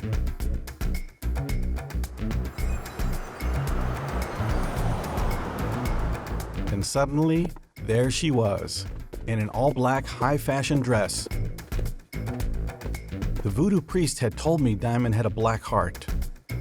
If so, the outfit matched. Want to sit down 1 second? Oh yeah, sorry. Are you the model by any chance on the website? She's a model. I have modeled my own clothes. Diamond was beautiful. She looked right into the camera with her 20-inch weave. Diamond was thrilled to hear I'd brought her a Christmas present. Thank you. It was the statue of Lady Justice. You know what that is? Ironically, she didn't recognize Lady Justice. It's Lady Justice. It's like a desk thing. So cute. It's, you know, the scales of justice. She thought it was cute, though. How'd you get into criminal justice? Your parents in law enforcement? It was just like my second interest, that's all. Like, first interest is fashion, and my second interest is like criminal justice. Okay. So I was like, I'm not going to go to school for fashion. Let me just go to school for my second. A lawyer in the family or a police officer? Most people. Yeah. You do? A police I don't want to be a officer? police officer. What? I don't want to be a police officer, though. With your parent, your mom, dad? Dad. He's a police officer. Mm-hmm. Wow. As far as I could tell, Diamond's father was no cop. Zopound, one of the city's most notorious gangs, was started by Haitian immigrants steeped in a culture of violence. No Miami gang is more violent. He was affiliated with the notorious Zopound, a Haitian gang that terrorized Miami in the 1990s. He used the alias Butler Eugene for some crimes. Butler had multiple convictions for grand theft auto and spent time in prison before returning to Haiti. Here's a card. Melanie Walker, Willow Connery. This gal's name is Blessing Turner. Different. That's a pretty name, Blessing. They're religious people. Tracy Rainier. Do you get to go home for the holidays, or I'm working. I worked at Pandora Jewelry store. Diamond worked at Pandora, selling fake diamonds, no less. The irony just would not stop. Teresa Closerman. About to get on the road after this? Yeah, we're hitting the road right now. We're just checking it. Constance Trellock. Or not They have some unique names. So you going to law school next? What's next for you? I don't want to go to law school. I just want to, as soon as I graduate, I kind of just want to go into work. And I'm aiming for working with juveniles, so Department of Juvenile Justice, probation officer. I wish you the best of luck in this exams and what you do next. Thank you guys so much. All right. Diamond left, her rock star self in full swagger mode. Diamond walked right out of the door and took Lady Justice with her. I could see why Trayvon was drawn to her. The hair was perfect, the clothes just right, the smile electric. Diamond had the power to do the right thing. Why didn't she? This is a copy of the letter that Diamond gave me. It was time to find out who really wrote and who really signed Sabrina's letter. The letter that was given to you by the person you knew as Diamond Eugene. I submitted the cards Diamond signed to a handwriting expert by email. I also submitted Diamond's traffic citation. I included Francine Cerve's handwriting samples from all her brushes with the law, as well as Rachel Juntel's signature. Next, I decided to reconstruct the month leading up to Trayvon's death, starting in late January 2012. Trayvon had just over 30 days to live. I miss my baby. When he at work, I'd be so bored with nobody to talk to. The baby was Diamond's boyfriend of 7 months, 18-year-old Jeffrey Watler, who went by Jeff. Lucky for me, Jeff used Twitter too. Diamond was constantly complaining about not getting enough attention from Jeff. I didn't see my boyfriend in 2 weeks. I've been wanting all his attention. Jeff was working 2 full-time jobs. Jeff Watler worked here at Simon Sportswear. This is one of his 2 jobs that was keeping him too busy to give Diamond enough attention. This is the Abercrombie & Fitch where Jeff Watler worked when Britt was dating both him and Trayvon Martin. Sometimes Diamond used Twitter to encourage Jeff. Baby, I'll ride for you. Baby, I'll die for you. But she mostly used Twitter to publicly embarrass Jeff into action. He'd take forever to text back. My phone died. I don't hear from him till he get in. That's not gonna fly with me. I need a new phone. A real man won't let his woman down. With no car, he would often arrive home by bus after midnight and get up at noon the next day and go back to work. I called this boy twice and didn't get no answer. I got no energy. I miss you. Going to work. Okay, I'm getting bored now. Diamond's complaints were making Jeff insecure. My biggest fear besides God not letting me in heaven is losing Brittany. Jeff was so exhausted he would often tweet just one word, sleepy. I went to get some juice and he already hung up. I bet he done fell asleep. I don't play disrespect. I'ma stop getting mad and just get even. On February 2nd, Diamond sent 2 photos to a boy 3 days shy of his 17th birthday. Only a week earlier, Diamond had tweeted, "When you're pretty, you get away with a lot of shit." The drama was not doing much for Diamond's grades. I got an F in this class, Lord help me. To cope, for Diamond there was junk food. They selling Krispy Kreme donuts, oh yes. Jeff, in crisis, turned to faith. God blesses me every day. Now Diamond was not responding. Why my girlfriend never texts me back? Because Diamond was on the phone with Trayvon. But then 2 days later, Diamond was reassuring Jeff. Jeff, my best friend, my trusty, my main man, all that in one. That's why I got so much love for the kid. With the stress of managing 2 relationships, Diamond gorged on junk food. Donuts and cupcakes. I'ma have diabetes by the time I'm done eating these shits. But soon enough, Jeff began to get the sense he was being played. It's a dream I be having about my baby. I hope it never come true. But it wasn't just a dream. On Valentine's Day, Diamond was with Jeff, spending time with the boy I love most. Diamond deceived Trayvon about why she couldn't talk to him on the phone. She was at North Miami Park with my daddy at dance practice. But the day with Jeff didn't go well. Today was the first time I almost hit a girl. On the 17th, Diamond spent an incredible 8.5 hours on the phone with Trayvon. To throw Jeff off the scent, she tweeted at 10:30 p.m., "Just waking up, annoyed." The following day, phone on 2%, unappreciated. The next day, Diamond made a bold move. My girlfriend says she feel unappreciated and she want a break for a week. Only God can judge me. By now, Diamond was spending more time speaking to Trayvon than sleeping. I don't really feel good. I'm getting bags under my eyes, taking my ass back to sleep. The next day, Diamond descended into junk food hell. I got food poisoned. I knew I shouldn't have ate that shit. With 1 day to live, Trayvon texted Diamond, "Feel like you playing with my emotion." The day he died, Trayvon and Diamond spoke for 7 hours, mostly in conflict. "I'm about to hung your ass. If you don't want to be on the phone with me, hang up then. I'm show you how you treat me. Don't feel good, do it." Their last call disconnected at 7:15 p.m. Diamond later told Crump she wasn't that concerned. She ain't called back, so I'm like, okay, you might lock this phone on the grass, because I thought it was a fight. In reality, Diamond spent the next 2 hours frantically calling Trayvon and Felicia Cineas. She said a prayer with Felicia and tweeted, "Prayers changes things. I got hope." The next day, Diamond and Felicia Cineas texted over 100 times. Stefan Bramble tweeted about Trayvon, "R.I.P. at No Limit Nigga. The real die young." After school, Diamond was back to her usual self, thinking should I take a nap then go to the mall? Haha, my boyfriend funny. But Jeff wasn't buying it, chilling with my baby. Something don't feel right at all. Diamond was worried. She tweeted to Jeff, 8 months strong. My nigga for life. But Jeff must have heard rumors that Diamond and Trayvon were tight. I'd rather my girlfriend spit in my face than cheat on me. Meanwhile, Trayvon's friends and family continued to call his cell phone to leave goodbye messages. Diamond wasn't one of them. On March 1st, Felicia and Diamond did three-way calls with Mario. Now Diamond knew she was on the hot seat. I don't like people who run their mouth too much. By the next morning, the stress was getting to her.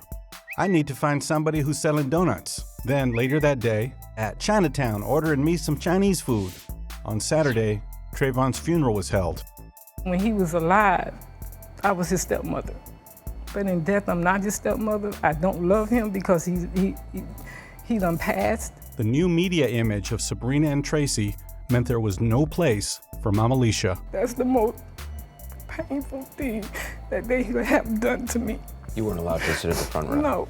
No, I had to sit in where I fit in. During the funeral, Diamond was at home tweeting, "Why everybody want IHOP? Danny's way better. My baby here." Crump would later lead the witness again, this time about why she didn't attend the funeral. So you had to spend the night in the hospital? Yeah. So sick that you had to go get medical assistance? Yeah. Trayvon Martin! Trayvon Martin! Diamond seemed oblivious to the storm building around her. Headphones in, tuning everybody out. I need to go back to my 4:30 color. I sneezed and a noodle came out my nose. I want you guys to stand up for justice and stand up for what's right. By Sunday night, Team Trayvon got word that the police investigation would find Zimmerman acted in self-defense. Stefan Bramble texted Diamond twice, followed by 6 calls from Felicia, each lasting about 30 seconds. Diamond was hanging up on her friend. Then more Mario. Finally, Diamond tweeted, "Aggravated." It appears even Diamond's father in Haiti was asked to reach out to Diamond. "My old boy requested me on Facebook. Deactivating my shit." Diamond was getting battered from every direction. The pressure on Diamond continued the next day. Stefan Bramble hammered her all morning at school and Mario into the evening. Diamond responded by calling Pizza Hut and Chinese food. Then she turned off her phone for several days. Say, what's going on right there? He said, just call the police. Unable to recruit Diamond, Crump presented 2 roommates from the retreat at Twin Lakes. As soon as the gun went off, the crying stopped. Therefore, it tells me it was not Zimmerman crying. It fell flat. Diamond was still tweeting, of course. Hungry. That time of the month. On the weekend, Diamond got 2 calls from Tracy Martin. Then Stefan Bramble tag-teamed with Mario into Sunday evening. Diamond was under siege. This can't be happening to me. Crying. Going for a walk. Need to ease my mind. Somehow, Diamond agreed to speak with Sabrina Fulton and Benjamin Crump the next day. Snicker ice cream. After school the next day, Francine dropped off Diamond at Sabrina's house. Sabrina then drove Diamond home and spoke to her mother. She ended up coming by and giving you this letter, and then you went by her house. The next day, Diamond's voice went out over the airwaves. We have all the evidence now. Stefan Bramble tweeted, "My nigga Trey worldwide. Rip Trey, we miss you, dog." This interview happened, Gene, because we pushed her making a statement. I'ma slide to Mario crib and smoke one. What do you think this phone call proves? Can it be trusted? Yes, it can. She was distraught. She had to go to the hospital. You lied about going to the hospital? Yeah. On Saturday evening, at Abercrombie & Fitch, Jeff got word that Diamond was Trayvon's girlfriend. Damn, I can't believe it. Damn, I'm mad. I love God. I hate a liar. Diamond stepping out had blown up in her face. Why the fuck he not answering my calls? Where's my boyfriend? I need to get right with God. On March 26, to convince prosecutors they were responsible parents, Tracy claimed he drove Trayvon to meet Brandy. He called the bus. Where'd you pick him up? Greyhound bus station. That evening, Diamond was channeling Crump again, this time on Twitter. To them, it's just another black boy off the streets. The system fucked up. Diamond also appealed to Jeff. Where my baby at? I miss him. Jeff shot back. I hate when people say a jealous girlfriend a faithful one. That don't mean shit. Diamond's mother liked Jeff. On Tuesday after school, Diamond's mother took Jeff and Diamond to a Chinese restaurant. Diamond must have told him one hell of a story because it worked. Kissed and made up. Cuddling. The next day, Diamond did a phone interview with Matt Gutman. She and Sabrina texted during the interview, and then they spoke in the evening. On March 29, prosecutors subpoenaed Diamond's phone records. That night, Diamond called Felicia and Rachel Juntel. On Saturday morning, Sabrina texted Diamond at 8:17 a.m., but she did not respond. Instead, Diamond called Felicia and then Benjamin Crump. I would have loved to listen in on that call. Then Diamond spoke to Rachel Juntel. Why is it that this crucial witness has to be discovered by Tracy Martin and Ben Crump? The only means of communication that we had with her was Sabrina Fulton, Sabrina Fulton, Sabrina Fulton, Sabrina Fulton, Sabrina Fulton, Sabrina Fulton. On April 2nd, prosecutors arrived in Miami. Sabrina directed them to 16-year-old Diamond's house, where she had driven her home 2 weeks earlier, 2648 Flamingo Drive. But someone sent them to Francine's house. When I knocked on the door, Francine answered the door, and I asked for Diamond. That's when 18-year-old Rachel Juntel appeared. Sabrina was alarmed. She broke away and called Diamond. Diamond immediately tweeted about Sabrina's call. Trayvon Martin mom just called me. She thought I was Trayvon's girlfriend, asking me hella questions, confused. The audience for Diamond's tweets was Jeff. Sabrina had a big dilemma. Celebrities, and even the president had rallied to her side. Millions had signed petitions and marched.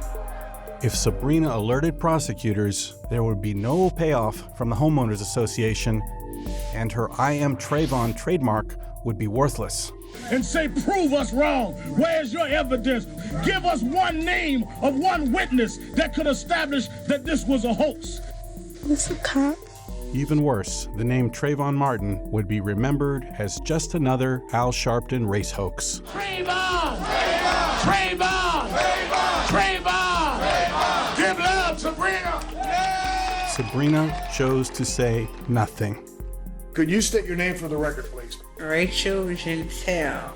By the end of Rachel's deposition, if Sabrina wasn't feeling guilty about the deception, Rachel was. Real guilty. Huh? Real guilty. Why do you feel real guilty? I ain't know about it. Huh? I ain't know about it. The real Diamond Eugene went back to tweeting that night. I'm dying laughing, man. That was too funny. Got my noodles and juice. I'm tuned. Juice was alcohol, and tuned meant drunk.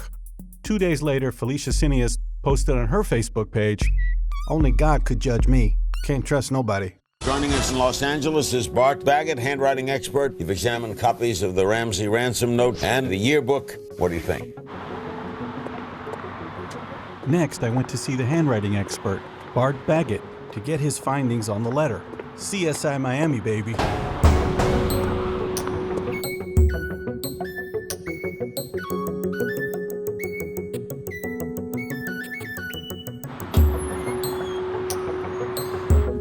Bart, I really appreciate your looking at my samples. I can't wait to hear what you have to say.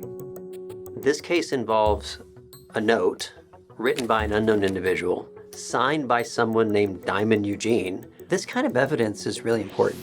I consider that letter to be personal and sentimental. Well, there's nothing about this letter that's sentimental. I mean, it's clearly a declaration of what this individual observed or witnessed. Did you disclose it to anybody? No. Before yesterday? What would it tell you if somebody had a piece of evidence and they withheld it from prosecutors and the police for a full year? Well, anytime someone hides evidence or protects stuff, I put it in a box. There's obviously some fire there. There's something there that we need to know about. And you would like to keep that, is that correct? Yes, I will. Okay. The mom's got this letter and she's like, if I reveal it to the cops, a handwriting expert might find out that Brittany did sign that. And you know it's bad to lie to the police and in the middle of a trial. It's my belief, after all my research, that Francine wrote the body of the letter in cursive. I also think she dated it. After I established that the body of the note was written by Francine, we looked at the signature as a separate entity. I found the handwriting of Rachel Gentile probably the most interesting because it was so sloppy and illegible, and almost as if it was difficult for her to write. Rachel's handwriting comes from a disorganized mind. I just went to fix it. Like, I just told it, not like how it is, but given. She doesn't have clarity. She doesn't have symmetry. There's a low skill level. Her neuromuscular behavior, such as handwriting, never fully develops. Could Rachel Gentile have signed this letter? I don't think her fingers and her brain are capable of writing the word Diamond Eugene with this level of clarity. I don't think Rachel Gentile had anything to do with writing the words Diamond Eugene. There's really down to two candidates, Brittany or Francine. We dug down to look for the upstrokes, the downstrokes, the backstrokes. It's interesting, the word Eugene and the letter formations are very similar to the question signature. And that is similar to Brittany's writing. But the D in Diamond, the last D, does have a match in Francine's signature. So is it possible that Brittany and Francine could have written one word each? I guess it's possible. Kind of an odd and interesting twist to the whole story. So my final conclusion is Diamond Eugene. It's more likely that Francine wrote it, but I'm still not totally convinced Brittany couldn't have written part or all of that. Did you sign it at the bottom? Yes. What name did you use? Diamond Eugene. So the one thing is conclusive is Rachel Gentile did not write the words Diamond Eugene.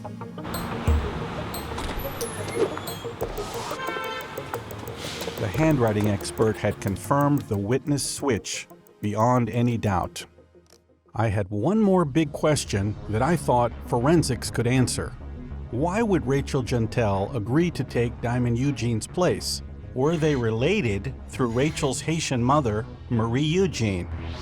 I collected trash from outside of Rachel Gentile's house. It had a little bit of everything. I sent the items to Specken Forensic Laboratories in Michigan. And in a separate package, I sent Christmas card envelopes that Diamond had licked shut. First, they got Diamond's DNA profile.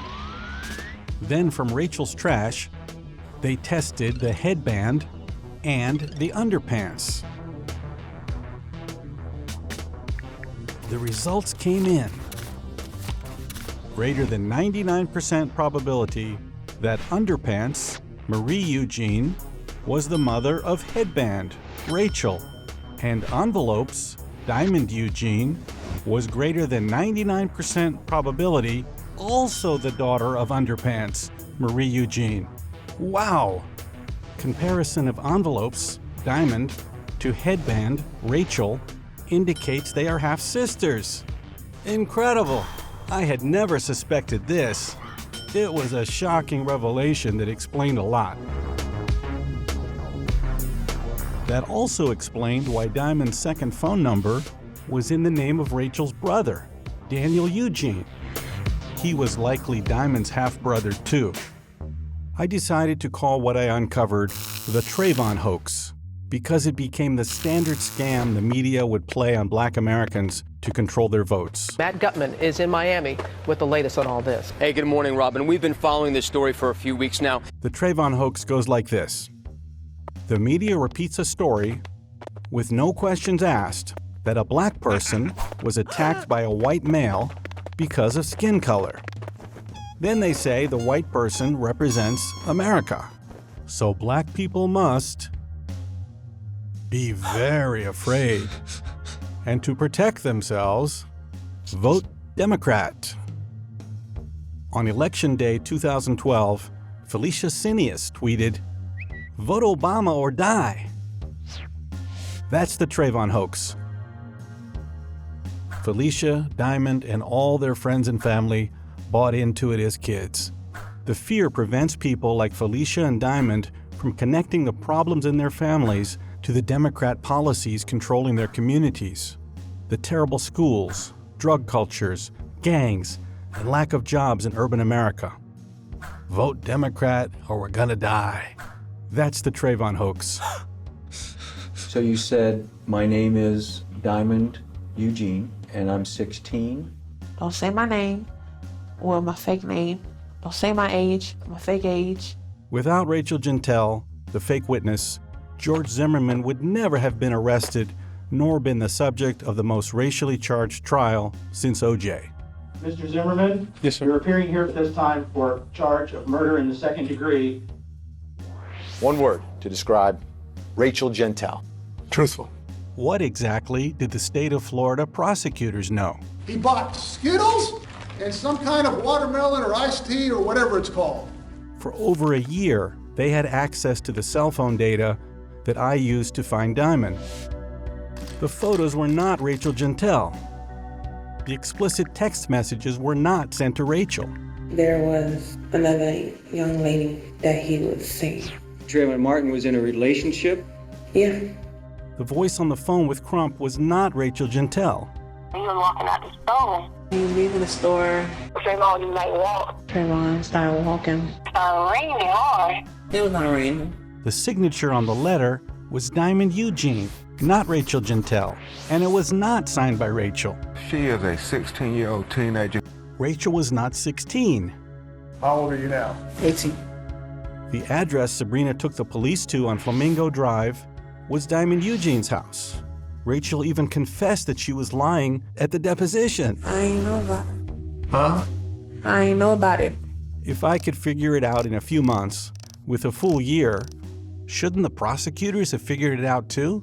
Could that explain why so much evidence was withheld from the defense until just before the trial? I'm not prepared to make an argument. The state's obviously been working on for months and months and months just to spring it on everyone at the last minute. The effects of the Trayvon hoax continue to this day. George Zimmerman lost his job, got kicked out of college, and lost his wife. Emotionally, the trial was very devastating on me. Even after the trial, I was being accused of being a racist, a murderer, and a bigot. There was no way I could handle the fame, and it wasn't fame, it was negative fame. Looking back, I kind of internalized all this negative attention on me. If people were gonna label me as such a bad person, such a jerk, I was gonna show them that I could be. It took me a few years to work through it and go back to being the person that I was. Jeantel was born premature, and reading never came easily. You had a 4th grade reading level. Yeah. Rachel Gentile dropped out of high school and later went to an alternative school and graduated at age 21. She was depressed. We actually had her evaluated, and she was actually suffering from post-traumatic stress disorder as a result of this ordeal. The cruelty of those who allowed Rachel Gentile to testify cannot be more obvious. As for Diamond Eugene, Jeff later tweeted, "Brittany was looking so good, but I had to drop her." Jeff broke up with Diamond around the time Rachel Gentile appeared on the witness stand. When the trial verdict was announced, Diamond tweeted, "My heart goes out to Trayvon Martin's family. I can imagine how they're feeling. I want some Krispy Kreme donuts." Diamond graduated from Miramar High School in 2014 and attended the prom with her new boyfriend, Noah. Then Diamond went to Broward Community College. That's when her love life came to a crashing halt. Single as fuck. When I met her, I felt the voodoo priest was wrong. Diamond had a good heart. At just 16, Diamond faced enormous pressure to tell a story. We pushed her making a statement. Diamond persevered. She graduated with a degree in criminal justice. Brittany Diamond Eugene. Diamond still models for her online boutique called She's the Bomb. The summer collection is here. I am her best customer, having purchased her entire inventory. Diamond now tweets only about once a week. "Real love, I'm searching for real love." For Trayvon's best friends, it's been all downhill. Mario has since been convicted of stealing a car, resisting arrest, and most recently, for pimping. Stefan Bramble was convicted of burglary and grand theft. Sabrina Fulton is now a public speaker and a Democrat Party operative who spreads the Trayvon hoax at every chance she gets. In our communities, don't feel safe simply walking to the store to get candy and a drink. That because of someone's color of their skin, people hate you so much that they want to kill you. Black people must be afraid of America and vote Democrat. He's got my vote. People, please get out and vote. It's important. Your life depends on it. Get out and vote. Sabrina is now running for office. I am you. Trayvon's phone proved to be the Rosetta Stone of my investigation. I got to know Trayvon over the last 8 months of his life. I saw him grow up, struggle, feel pain, hope and love, and act with kindness and recklessness. With the phone records, I was able to decode his language, find Diamond, and unravel the Trayvon hoax. We want you to know that our hearts are out there marching with them. The true meaning of Trayvon's life was stolen by left-wing activists, the media, and their agenda. Trayvon's real legacy is in fact a teachable moment.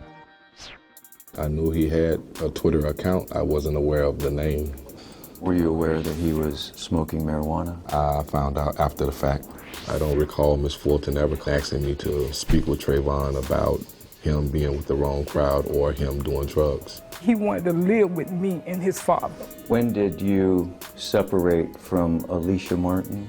November 2011. In November of 2011, Trayvon was kicked out of Sabrina's house. This is my first of ever hearing that. He was suspended in the fall of 2011 for possession of the weapon and the jewelry. I wasn't aware of that. Were you aware that he was skipping school a lot? No, I wasn't. Any parent-teacher conferences? I may have been invited. I didn't attend. The lesson is this: for young black men, the problem is not armed white men in the streets. Rather, it's the absence of strong black men in the home to make rules. No drugs, no gangs, no guns, no fighting. And don't stray from the girl who loves you. Faith. Based on the Trayvon hoax, Black Lives Matter was formed to promote a radical liberal agenda that had nothing to do with Black Americans: collectivism, transgenderism, globalism, and Black villages. We called up to New York City, and we called for a man who had a track record. I've been privileged to be an advisor and a spokesman for Tawana Brawley. Reverend Al Sharpton. Like his hero Al Sharpton, Benjamin Crump became a national figure because of a race hoax. He was named the National Trial Lawyers Top 100 Lawyers in America, Ebony Magazine Power 100 Most Influential African Americans. Crump wasted no time at all arriving in Ferguson, Missouri with Reverend Al for the next big Trayvon hoax. That prosecutor has no regards for the young person of color. The Ferguson effect caused a crime disaster in Black neighborhoods as cops backed off proactive policing. Thousands more Black youth have been killed each year as a result. Then Crump went Hollywood, starting his own film production company, producing, ironically, Evidence of Innocence. Going and getting an iced tea and Skittles. Of course, Crump endorsed Andrew Gillum for governor of Florida. I know and I believe that God is using me. No, I don't think it's God. For the Lord hates a heart that devises wicked plans, a false witness who breathes out lies, and who sows discord among brothers.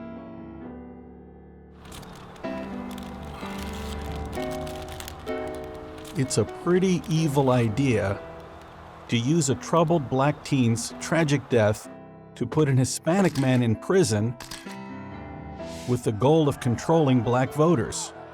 In fact, the media plays the Trayvon hoax every day. Play means to make a fool of. But this is all fresh reaction that's been going on in just the last few hours after the word of this crime has started to spread out there. And this is America in 2019.